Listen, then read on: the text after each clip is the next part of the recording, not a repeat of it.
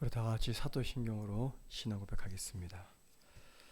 전능하사 천지를 만드신 하나님 아버지를 내가 믿사오며 그 외아들 우리 주 예수 그리스도를 믿사오니 이는 성령으로 잉태하사 동정녀 마리아에게 나시고 본디오 빌라도에게 고난을 받으사 십자가에 못 박혀 죽으시고 장사한 지 사흘 만에 죽은 자 가운데서 다시 살아나시며 하늘에 오르사 전능하신 하나님 우편에 앉아 계시다가 저리로서 산자와 죽은 자를 심판으로 오시리라. 성령을 믿사오며 거룩한 공예와 성도가 서로 교통하는 것과 죄를 사하여 주시는 것과 몸이 다시 사는 것과 영원히 사는 것을 믿사옵나이다. 아멘. 찬송가 380장 찬양하시겠습니다.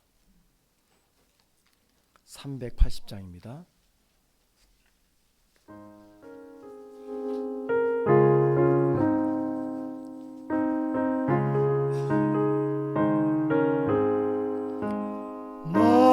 생명 되신 주님 앞에 나갑니다.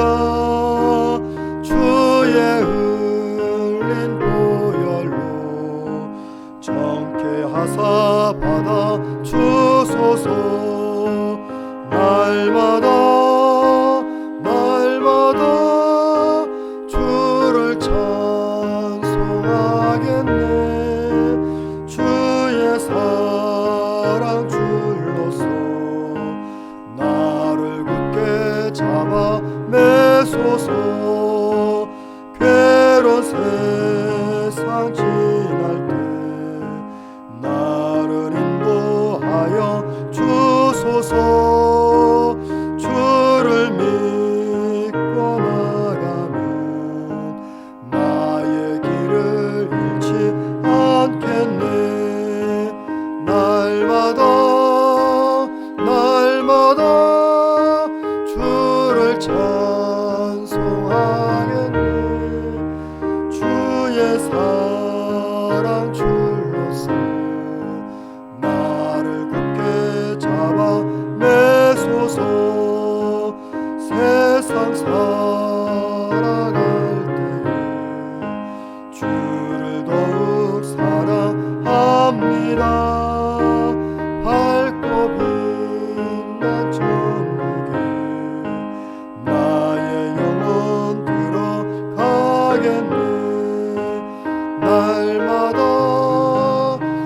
날마다 주를 찬송하겠네.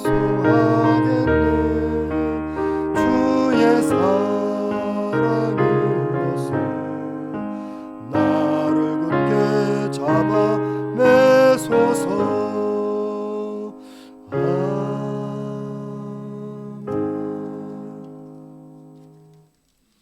말씀 보겠습니다. 마태복음 15장 1절에서 20절입니다.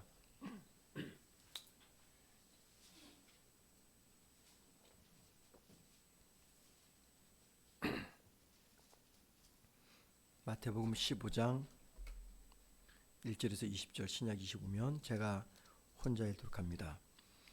그때 바리새인과 서기관들이 예루살렘부터 예수께 나와 이르되 당신의 제자들이 어찌하여 장로들의 전통을 범하나이까?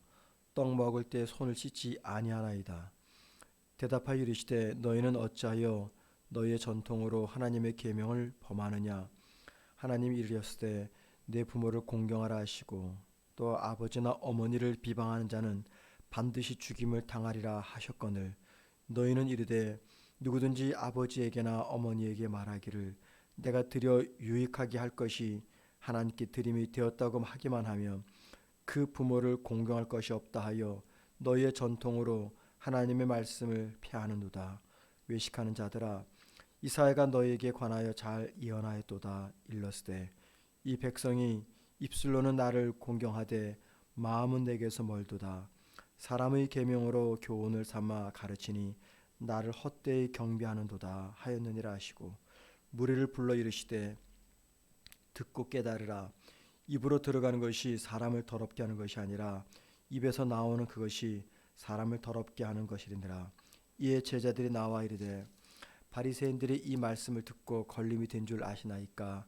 예수께서 대답하여 이르시되 심은 것마다 내 하늘 아버지께서 심으시지 않은 것을 뽑힐 것이니 그냥 두라. 그들은 맹인이 되어 맹인을 인도하는 자로다. 만일 맹인이 맹인을 인도하면 둘이 다 구덩이에 빠지니라 하시니 베드로가 대답하여 이르되 이 비유를 우리에게 설명하여 주옵소서. 예수께서 이르시되 너희도 아직까지 깨달음이 없느냐. 입으로 들어가는 모든 것은 배로 들어가서 뒤로 내버려지는 줄 알지 못하느냐. 입에서 나오는 것들은 마음에서 나오나니 이것이야말로 사람을 더럽게 하느니라. 마음에서 나오는 것은 악한 생각과 살인과 간음과 음란과 도둑질과 거짓 증언과 비방이니 이런 것들이 사람을 더럽게 하는 것이요 씻지 않은 손으로 먹는 것은 사람을 더럽게 하지 못하느니라. 아멘. 오늘 본문은 바리새인과 예수님이 논쟁하는 이야기입니다. 특별히 오늘 본문은요 1절 말씀 때문에 연결되는 말씀입니다. 1절 말씀 보면 바리새인과 서기관들이 예루살렘에서부터 게네사렛까지 예수님을 찾아왔다라고 말합니다. 2000년 전 이스라엘 사회 속에서 교통수단은 걷는 것밖에 없었습니다. 주로 걸어서 다니죠. 그래서 예루살렘에서 게네사렛까지 예수님을 찾아왔다, 그 말은 그 먼 거리를 걸어왔다는 말인데요. 지리적으로 볼 때는 거의 36시간을 걸어야지만 올 수 있는 거리입니다. 36시간을 걸었다, 그 말은 며칠을 걸었단 말입니까? 적어도 3, 4일은 걸었겠다 생각을 합니다. 자, 여러분 3, 4일 걸어서 예수님을 찾아왔어요. 그러니까는 이 보통 심각하고 중요한 문제가 아니었던 가 생각이 됩니다. 도대체 무슨 이유 때문에 이들이 3, 4일 걸어서 예수님을 찾아왔을까요? 2절 말씀 보면은 바리새인과 서기관들이 예수님께 물었던 것이 있습니다. 그것은 왜 당신의 제자들은 손을 씻지 않고 떡을 먹습니까? 이거예요. 우리로 말하면 왜 손 씻지 않고 밥 먹습니까? 이거죠. 왜냐하면 그것이 이스라엘의 종교 지도자 장로들이 만들어 놓은 종교 전통이었기 때문입니다. 당시 이스라엘은 지금도 그래요. 광야 사막이 많았습니다. 그 말은 흙먼지가 많았다, 그 말이죠. 이스라엘 사람들은 흙먼지에 노출되어 있었습니다. 그래서 위생적 차원에서 손을 씻고 난 다음에 이 밥을 먹는 것, 이것을요 종교적 의무 사항으로 만들어 놓았어요. 그런데 제자들이 이 법을 어기고 손을 씻지 않고 음식을 먹는 것을 이 사람들이 보았나 봅니다. 그래서 그걸 고발하려고 3, 4일 걸어서 예수님을 찾아온 겁니다. 예수님께서 무슨 답을 하실까요? 3절과 6절 말씀 보면은 예수님께서 무슨 말씀하냐면, 당신들이 종교적 전통을 가지고 제자들을 비난하는데 가만히 생각해 보십시오. 누가 종교적 전통을 어겼는지 라고 하면서 그 당시 이스라엘 사람들이 흔히 범했던 죄 한 가지를 지적합니다. 그것은 부모님께 드려야 될 돈을 하나님께 드렸기 때문에 이제는 부모님께 드리지 않아도 된다, 이것이었습니다. 다른 말로 말하면 하나님을 섬기기 위해서는 부모를 공경하지 않아도 된다. 이것이 그 당시 조상들이 만든 종교적 전통이었습니다. 그러면서 예수님은 7절과 9절에서 이사야 말을 인용해서 이 이스라엘 사람들의 외식적인 행위를 지적하고 있습니다.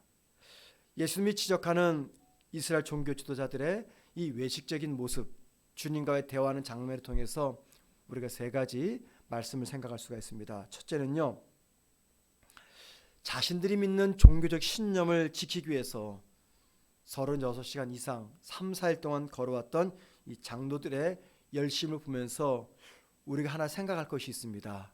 그것은 우리에게도 주님을 위한 이러한 열심을 가지고 있는가라는 겁니다. 비록 자신들의 신념을 지키기 위해서, 종교적 신념을 지키기 위해서 36시간 걸어서 예수님을 찾아온 것, 그 속에서 우리가 그들의 이 종교적 열심을 칭찬할 수가 있을 것 같아요. 여러분, 비진리를 지키기 위해서도 이렇게 수고합니다. 이것은 우리 이웃의 모습 통해서 볼 수가 있죠. 우리 이웃에 있는 신천지를 믿는 사람들 혹은 이단 종교를 믿는 사람들 얼마나 열심입니까? 비진리를 지키기 위해서도 이렇게 헌신하는데 과연 나는 진리를 지키기 위해서 어떤 헌신을 하고 있는가 한번 생각해 볼 필요가 있을 것 같아요. 두 번째입니다. 10절 말씀 보면 예수님은 이 정결법 문제를 제기했던 종교 지도자들에 대한 대답을 하시는데 그들에게 하지 아니하고 대신 무리에게 하십니다. 10절 말씀 보면 이렇게 합니다. 무리를 불러 이르시되 종교 지도자들에게 답을 하셔야 되는데 그들에게 답하지 않고 무리에게 답을 하셔요. 여기 10절에서 말하는 무리가 누굴까요? 이들은요 앞장에 있는 14장 34절과 36절을 볼 때 예수님이 병을 고칠 때 그 주변에 있었던 사람들이 아닌가, 병 고치는 장면을 지켜봤던 사람들이 아닌가 그런 생각을 합니다. 11절은 예수님이 무리들에게 하신 말씀입니다. 보세요. 입으로 들어가는 것이 사람을 더럽게 하는 것이 아니라 입에서 나오는 그것이 사람을 더럽게 하는 것이니라.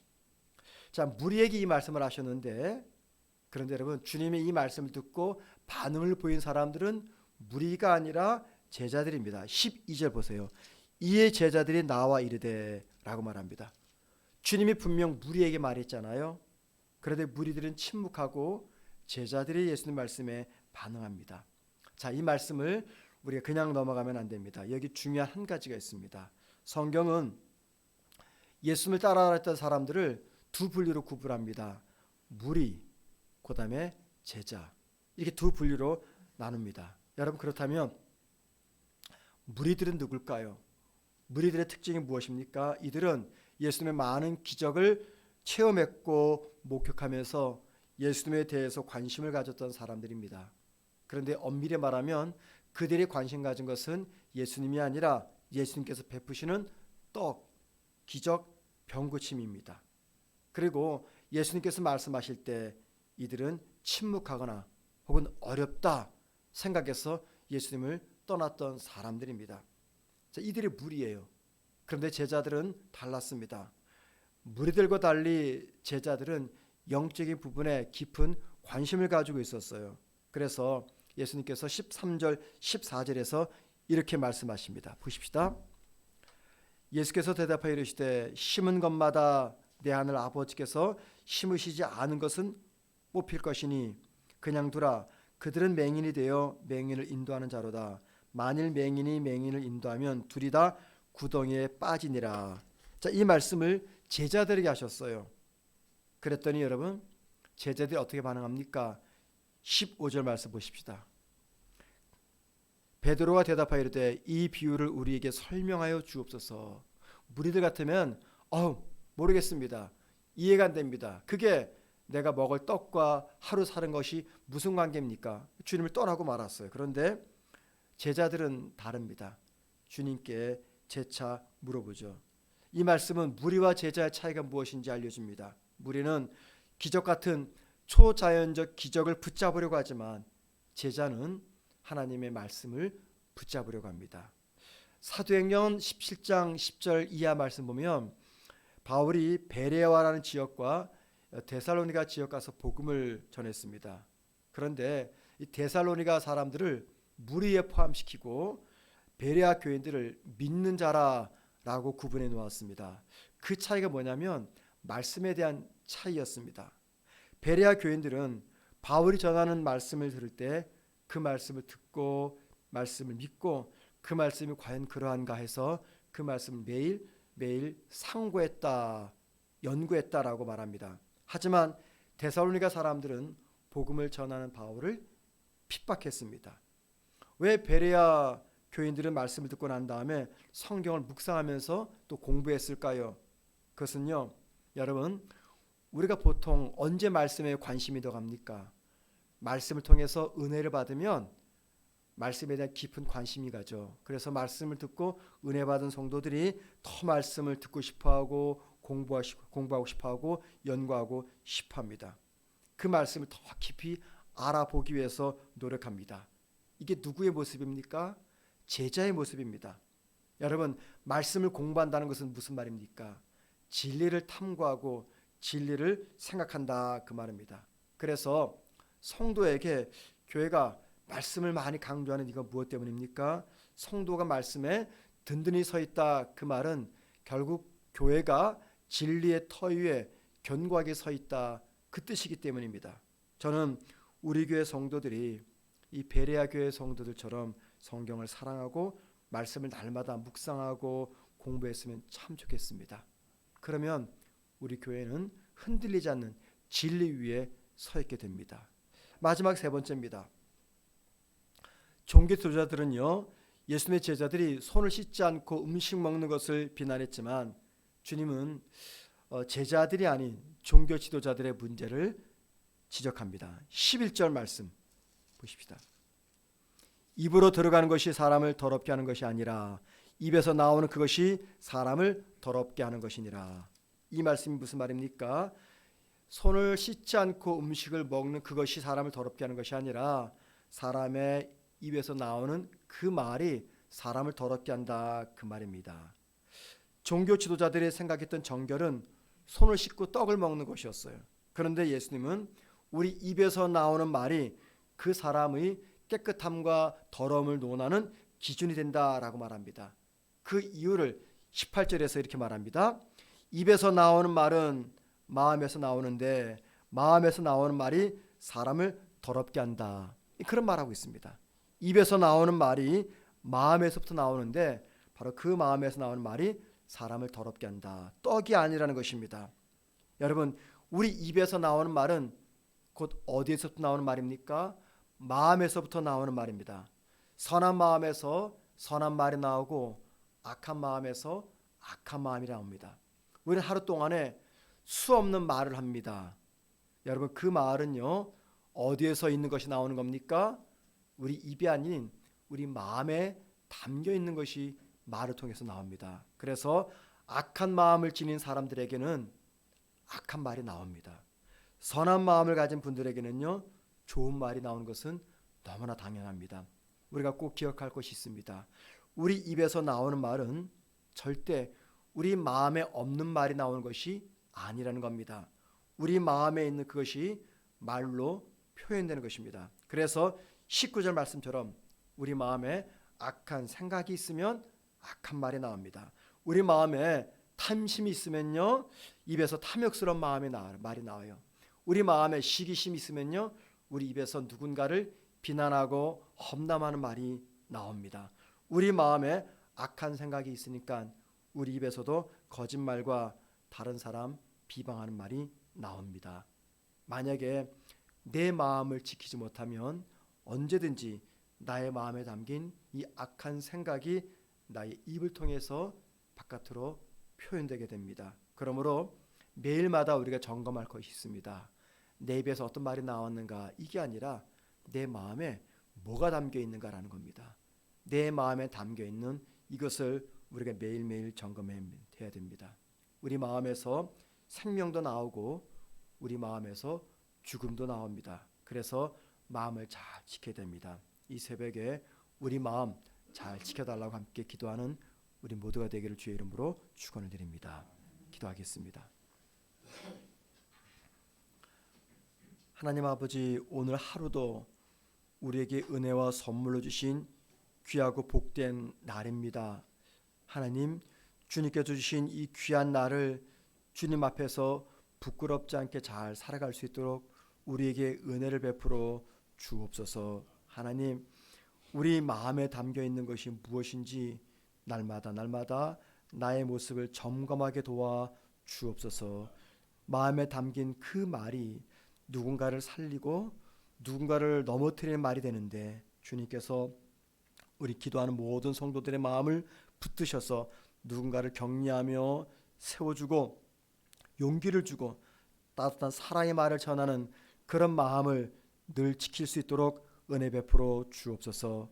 하나님, 오늘 하루 살아갈 때 우리 모든 성문교회 성도들을 주의 손으로 붙드셔서 무엇을 하든지 어느 곳에 있든지 주님이 함께 동행하시사 세상으로부터는 여러 가지 어려움으로부터 우리 성도들을 지켜주시며 보호하여 주옵소서. 건강의 문제 때문에, 물질의 문제 때문에, 여러 가지 가족과 자녀와 직장과 사업의 문제 때문에 주님께 특별한 은혜를 구하는 성도들에게는 각자 환경과 처지에 맞는 가장 좋은 은혜를 오늘 한 날도 허락하여 주옵소서. 하나님, 오늘 수요 예배를 드리는 날입니다. 우리 성도들 저녁에 함께 모여 하나님을 기쁘게 찬양하며 경배하는 귀한 예배를 드릴 수 있도록 우리 모든 성도들의 마음과 발걸음을 예배당으로 인도하여 주옵소서. 예수님의 이름으로 기도드립니다. 아멘. 하늘에 계신 우리 아버지여, 이름이 거룩히 여김을 받으시오며 나라의 마옵시며 뜻이 하늘에서 이루어진 것 같이 땅에서도 이루어지리다. 오늘날 우리에게 일용할 양식을 주옵시고 우리가 우리에게 죄 지은 자를 사하여 준 것 같이 우리 죄를 사하여 주옵시고 우리를 시험에 들게 하지 마옵시고 다만 악에서 구하옵소서. 대개 나라와 권세와 영광이 아버지께 영원히 쌓옵나이다. 아멘.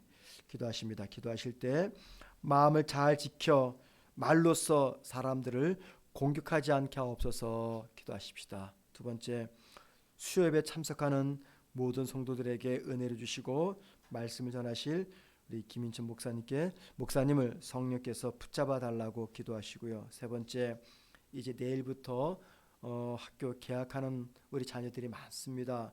내일부터 시작하는 자녀들의 새 학기를 지켜주옵소서. 기도하시고 나서 개인적 기도하시다가 자유롭게 돌아가시겠습니다. 기도하십니다. 살아계신 하나님,